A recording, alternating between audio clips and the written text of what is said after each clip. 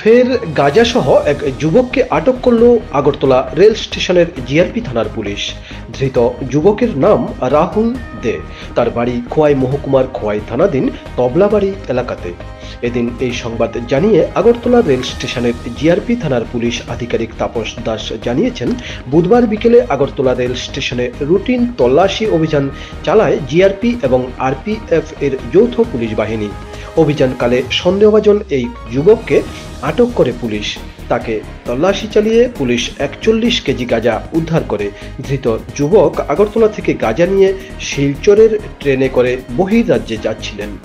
এদিন জিআরপি থানার ওসি তাপস দাস জানিয়েছেন, ধৃত যুবককে পুলিশ রিমান্ডের আবেদন জানিয়ে বৃহস্পতিবার আদালতে তোলা হবে।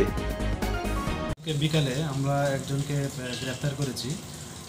ওর সঙ্গে 41 কেজি ড্রাই গাঞ্জা পাওয়া গেছে, দুটা ট্রলি ব্যাগ এবং একটা পিট্টু ব্যাগ। তো যথারীতি সে নাম বলে রাহুল দে, বাবার নাম তপন দে, বাড়ি তবলাবাড়ি, এটা খোয়াই থানার আন্ডারে, খোয়াই ডিস্ট্রিক্টে।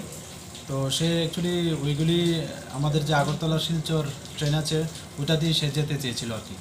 তো আজকে আমরা ওনাকে আগরতলা আদালতে পাঠাচ্ছি, উপযুক্ত পুলিশ রিমান্ডে চেয়ে আর